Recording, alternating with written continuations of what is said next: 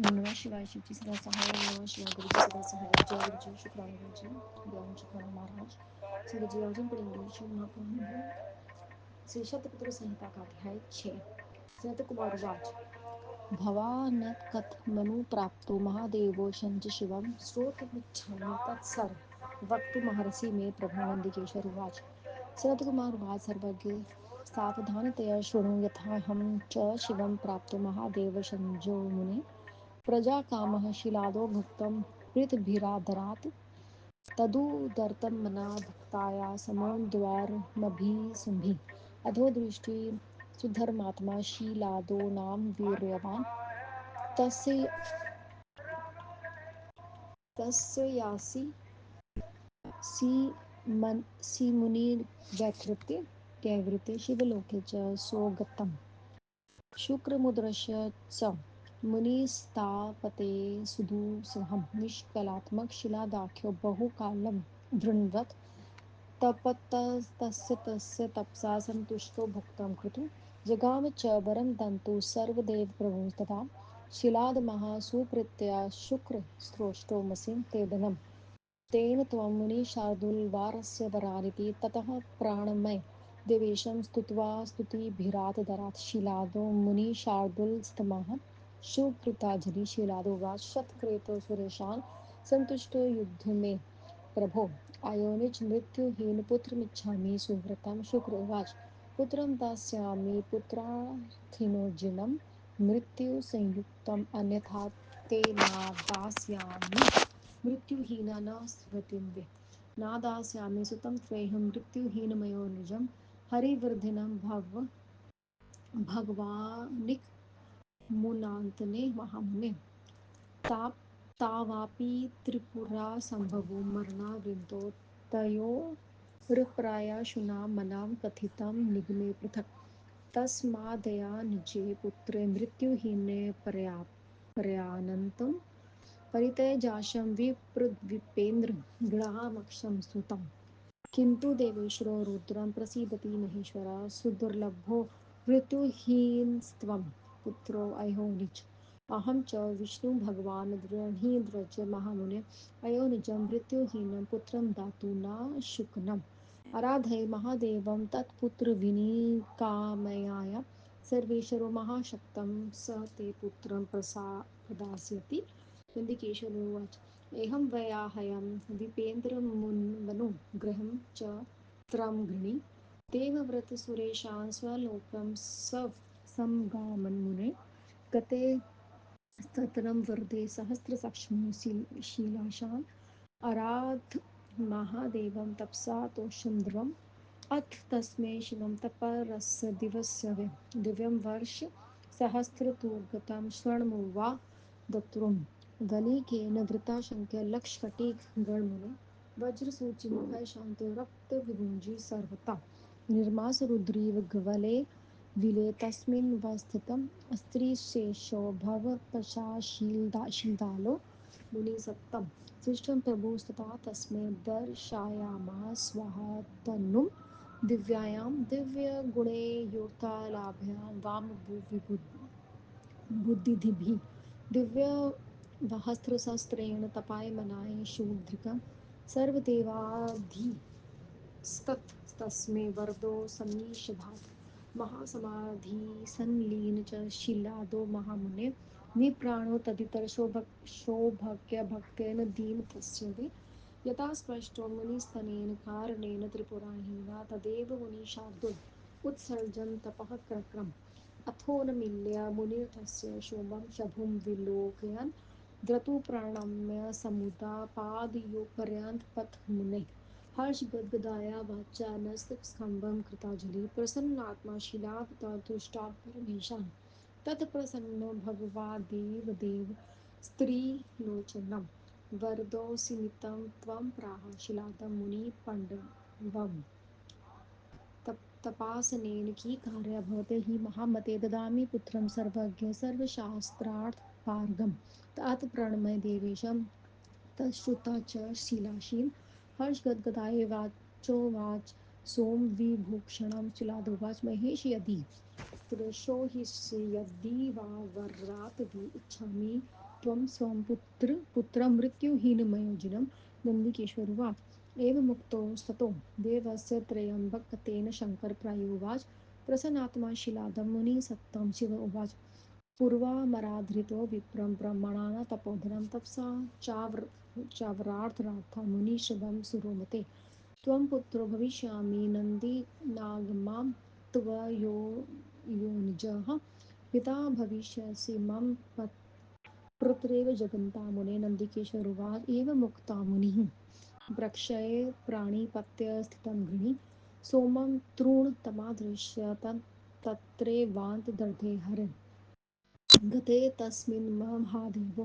स शिलादो महामुनिः स्वाश्रममुपागम्य ऋषिभो कथयात कियता चैव कालेन तदासो जनकः स मे यज्ञाग्रणं चक्रिषाणुयाज्ञार्थ यज्ञवृत्तं तात शरणादहं शम्भोस्तन्नजुस्तस्य चागया स जातः पूर्वमेघाः युगा ताभीमं प्रभा अवस्तरदस्ता पुष्करवात कधा जगुः खेचरा किन्नरासिधधाया शिलादमत्वजं गते मृषशीन्द्रासमार्तवृष्ट्याधुकोमस्तीते अथ ब्रह्मादयो देवादेवपतनाय सर्वेशः तत्र जगन्मुष्य सुकृत्या हरिशेव शिवोऽम्बिका तदोत्सवो महानासीन् नुत्रसरोगाणा आदित्य मम कथालिङ्गं त्विष्टिवहर्षितात् ते सुप्रशसशिलादं त्वं सतुत्वाच्च सुतपे शिवो सर्वे जगुनं धामानि शिवावाप्यं खल्लीश्वरो शिलादो वापि च मम दृष्टा कालसूर्यानं प्रबलम् तक्षेयं चतुर्भुजं बलं जटामुकुटधारिणं त्रिशूलाध्यादीप्तं सर्वथा रुद्ररूपिणं महानन्दभरप्रीत्या प्रणमय प्रणनामि च शिलादुवाच तत्त्वहं नन्दितो यस्मान् नन्दिता नभ्यं सुरेश्वर तस्मात् त्वं देवमान्दमन्नमामि जगदीश्वरं नन्दिकेश्वरवाच माया सह पिता हष्टं सुब्रह्मण्यमहेश्वरम् उज्झाटं स्वं जगामाशु निधिं लाभेव निर्धनः यदा गतोऽहं तुजुटं शीलादस्य महामुने तदाहं तादृशं रूपं तया मानुषमस्थितं दृष्ट्वा पिता मे लोकापूजितं विललापादुतुखार्तं स्वर्जने समावृत् जातकर्मादिकानवेव सर्वाण्यापि चकार मे शाण्डाल्यपुत्रो शिलादपुत्रवत्सल वेदानध्यानायामासं साङ्गोपाङ्गाशीनिशा शास्त्राणायापि तथा सर्वस्य पितां च मनः सम्पूर्णे सप्तवर्षे मित्रावरुणसञ्जको मुनिः तस्याश्रमं प्राप्तो दृष्टो मा चाज्ञो विभुः सत्कृतो मुनिना तेन सुप्रविष्टो महामुने उत्कृष्टमहानात्मो महं निरीक्ष्य मुहुर्मुहुः मित्रावरुणविरचितं तातनन्दिवालात् फलुं सर्वशास्त्राङ्गपराग्रादृष्टमेव चापाश्रयं हर्षयारुवर्धितं परम् इति युक्ता व्रतो विप्रो शिलादपुत्रवत्सलं तमालिलङ्घ्यं च विख्वातो रुद्रोऽतीव विस्तरं मृत्युवक्पतितं दृष्ट्वा पितरं च पितामहं प्रतपोच प्रसन्नात्रं सम्मी त्वाशिव पदाम्बुजकं केन त्वं तादुःखेन वै शमानुरोदिषि दुःखं ते उत्पन्नं जातुमिच्छामि तत्त्वत् पितो उवाच त्वलापतमं तमालपानो मृत्युदुःखेन दुःखितोऽतीव पुत्रकं को को मे दुःखाहर्तु वे शरणं त्वं प्रयामीहि पुत्र उवाच देवो वा दानवो वापि यमः कालोऽथवापि हि श्रभयुर्युर्धपि होते मम येनापि जनास्तथा अथानि चापाल्य मृत्युमरे न भविष्यन्ति मा तुदः सत्यं ब्रवीकं जनकः शपथं ते करोभयं प्रीतोवाच कि तपं कि परिज्ञानं को योगस्य प्रभूतं ते येन त्वं दारुणं दुःखं वक्ष्यसि पुत्रेण मे पुत्र उवाच हे तात तपसा मृत्युं वक्ष्यामि न विद्या महादेवस्य भजनान् मृत्युदे जेष्यामि न यातां नन्दिकेश्वर उवाच यदि युक्ता पितुपादौ प्रणयं शिरसा मुने प्रदक्षिणीकृत्यं च तं गच्छन् वन्मुत्तमम् ॐ नमः शिवाय।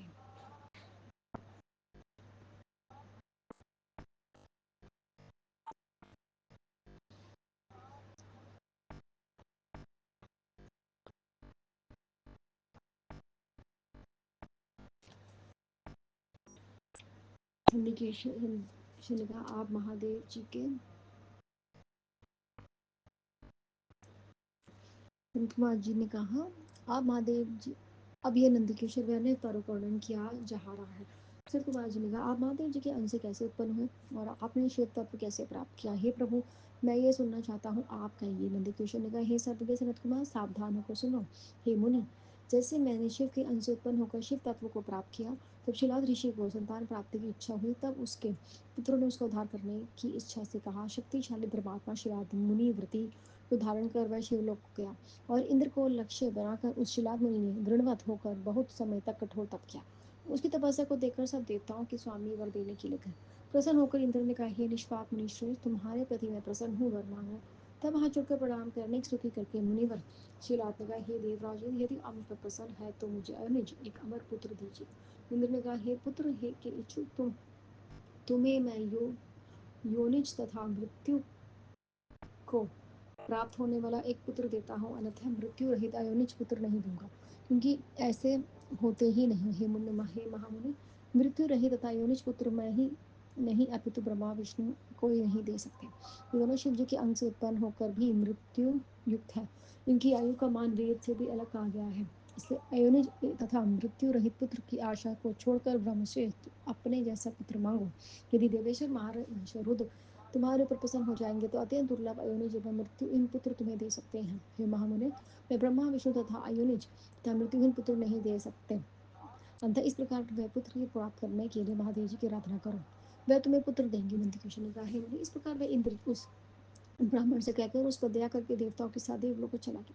वर देने वाले इंद्र जब के चले जाने पर शिलाद अपनी तपस्या से शिव जी को प्रसन्न करने लगे। उसके बाद दिन रात तपस्या में तत्पर उस ब्राह्मण ने 1000 वर्ष दिव्य वर्ष एक क्षण की भांति बीत गए, ये आश्चर्य है। उसकी शरीर बांबी का ढाक गया और खून चूसने वाले कठोर सुई के समान नुखाले लाखों दीमकों में घिर गया। रक्त मांस सहित त्वचा रूपी बिल में वे कीड़े रहने लगे। इस प्रकार शिलाद मुनि की अस्थियां शेष रह गई। तब प्रसन्न हुए शिव जी ने उसे दिव्य गुणों से युक्त परम दिव्य अपना स्वरूप दिखलाया। उसे कठिन बुद्धि वाले नहीं देख सकते। 1000 दिव्य वर्षों तक तप करने वाला शिलाद उस पर प्रसन्न होकर महादेव ने मुझसे वर मांगो कहा। महासमाधिस्थ में संकलन शिलाद मुनि ने शिव जी के भक्तों को दृढ़ भक्ति के कारण नहीं सुना। जब त्रिपुरारी शिव जी को अपने हाथ से उसे स्पर्श किया, तब उस मुनिवर ने तपस्या छोड़ी। हे मुनि, तब उस शिलाद नामक मुनि ने आंखें खोली तो सामने पार्वती सहित शिव जी को देखते ही उनके चरणों को प्रणाम किया। प्रसन्नता के कारण गदगद वाणी से कंधे झुकाकर हाथ जोड़कर प्रसन्न होकर शिलाद ने शिव जी की स्तुति करी। तब प्रसन्न होकर त्रिलोचन महादेव जी ने मुनिवर शिलाद से कहा, मैं तुम्हें वर देने के लिए आया हूँ। हे महामते, इस प्रकार इस तपस्या से तुम्हें क्या करना है, मैं तुम्हें सर्वज्ञ तथा सभी शस्त्रों का पारंगत पुत्र देता हूँ। तब शिलाद ने महादेव की बात को सुनकर उन्हें प्रणाम कर प्रसन्न होकर चंद्रशेखर शिव जी से कहा। शिवराज मुनि ने कहा, हे शिव जी, यदि आप प्रसन्न हैं अथवा मुझे वर देना चाहते हैं तो मुझे आप जैसा मृत्यु रहित अयोनिज पुत्र दीजिए। नंदकिशोर ने कहा, इस प्रकार आपने त्रिनेत्र शिव जी से कहा। तब प्रसन्न होकर उन्होंने मुनिवर शिलाद से कहा। शिलाद शिलाद से कहा शिव जी ने कहा, हे तपस्वी ब्राह्मण, पहले ब्रह्मा जी देवता तथा मुनियों ने मेरी आराधना की थी, पर आप अवतार धारण कीजिए। मैं तुम्हारे घर नंदी नाम से अवनिज पुत्र रूप में प्रकट होऊंगा। हे मुनि, तुम मुझ तीनों लोगों के पिता होने के कारण पिता होंगे। नंदी कृष्ण ने कहा, ऐसा कहकर प्रणाम करते मुनि को देखकर पार्वती सहित शिव जी शीघ्र वही अंतर ध्यान हो गए। पार्वती शिव जी के अंतर ध्यान हो जाने के बाद वह शिलाद मुनि अपने आश्रम में जाकर ऋषियों के साथ कहने लगे, वह मेरे पिता कुछ समय बाद यथा विधि यज्ञ विधि के ज्ञाता शिलाद मुनि यज्ञ में निमित्त आंगन में खोदने लगे। उसी समय शिव जी की आज्ञा से मैं उनका पुत्र होकर प्रलय काल के अग्नि के सदृश दीप्यमान होकर प्रकट हो गया। उस समय पुष्कर वार्त आदि मेघा वर्ष करने लगे। आकाश में स्थित किन्नर गंधर्व सिद्ध साध्यगण गाने लगे। देवता तथा ऋषियों ने शिलाद के घर पुत्र से उत्पन्न होने की प्रसन्नता से फूलों की वर्षा की। उसके बाद ब्रह्मा विष्णु आदि देवता अपने स्त्रियों के साथ शिव जी पार्वती के साथ वहां आए और वहां उत्सव मनाया गया। अप्सराएं नाचने लगी। वह सब प्रसन्न होकर मेरे लिंग की पूजा करके प्रसन्न हुए। वह आए हुए सभी देवता शिलाद मुनि की प्रशंसा करके तथापति शिव पार्वती की स्तुति करके अपने अपने घर को गए। अखिलेश्वर शिव पार्वती भी अपने धाम को गए। शिलाद ने भी मुझे प्रलयकाल के सूर्य और अग्नि के सदृश त्रिनेत्र चतुर्भुज जटा मुकुटधारी बालक के रूप में देखा। त्रिशूल आदि आयुधों से युक्त इस सब प्रकार से रुद्र रूपी प्रमाण करके योग्य मुझे अनथ तथा प्रेम से देखकर प्रणाम किया। शिलाद ने कहा, हे सुरेश्वर, तुमने मुझे आनंदित किया है। अंत तुम्हारा नाम अंत देवताओं को आनंदित करने वाले जगदीश्वर को मैं तुम्हें प्रणाम करता हूँ। नंदकेश्वर ने कहा, मुझ सही पिता, प्रसन्न होकर महेश्वर को प्रणाम कर शीघ्र उनकी पूर्ण कुटी की ओर वैसे वे जैसे मृदन धन पाकर जाता है। वे अब नशिनाथ की कुटी के समीप गया, तब मैंने उस रूप को छोड़कर मनुष्य शरीर धारण कर लिया। लोक में सम्मानित मेरे पिता ने जब मेरा मनुष्य रूप देखा तो आप अपने लोगों से घिरे हुए दुखी होकर विलाप करने लगे। पुत्र के प्रति प्रेम करने वाला शाल कयान के पुत्र शिलाद ने मेरे जातकर्मादि सब संस्कार करवाए। 5वें वर्ष में मेरे पिता ने सांगोपान सभी वेदों तथा सभी शास्त्रों को पढ़ाया। साताभूज पर पुष्प होने पर शिव जी की आज्ञा से मित्र वारुण संज्ञक दो मुनि मुझे देखने के लिए आए। शिलाद मुनि ने उनका सत्कार किया। वे सुख से बैठे और मुझे देखकर बार बार कहने लगे। मित्र वरुण ने कहा, हे तात, ये नंदी समस्त शास्त्रों का ज्ञाता है, ऐसा हमने नहीं देखा। इसकी 1 वर्ष आयु ही शेष है। पुत्सवत्सल शिलाद ब्राह्मणों की इस बात को सुनकर उसे आलिंगन कर दुख से रोने लगा। अपने पिता को मरे हुए के समान गिरा हुआ देखकर शिव जी के चरण कमलों का स्मरण कर प्रसन्न होकर मैं कहने लगा, हितात, किस दुख ने आपको कांपते हुए आप रो रहे हैं? अंतः ये आपको दुख कहाँ से हुआ है? मैं ठीक ठाक जानना चाहता हूँ। पिता ने कहा, हे पुत्र, तुम्हारी अल्प मृत्यु से दुखी होकर मैं दुखी हूँ। मेरे इस दुख को कौन दूर करेगा? मैं किसकी शरण में जाऊँ? पुत्र ने कहा, देव, दानव, यमराज, काल अथवा कोई भी मुझे मारना चाहे तो भी मेरी अल्प मृत्यु नहीं होगी। अंतः आप दुखी ना हो। हे पिताजी, मैं आपको शपथ खाकर सत्य कह रहा हूँ। पिताजी ने कहा, तप, कौन ज्ञान, कौन युगन, कौन तुम्हारा स्वामी है? पुत्र, किससे तुम इस दारुण दुख को दूर कर सकोगे? पुत्र ने कहा, हे शिव जी, ना मैं तप से, ना विद्या से, न मैं मृत्यु को रोक सकता हूँ। मैं तो महादेव जी के भजन से ही मृत्यु को जी सकता हूँ।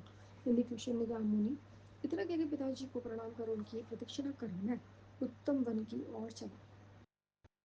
नंदकेश्वर ने कहा, ओम नमः शिवाय, शिव जी सदा सहाय। ओम नमः शिवाय, शिव जी सदा सहाय। जय गुरु जी, शुक्राना गुरु जी, अनंतम अनंतम शुक्राना गुरु जी महाराज, बेअंत शुक्रिया।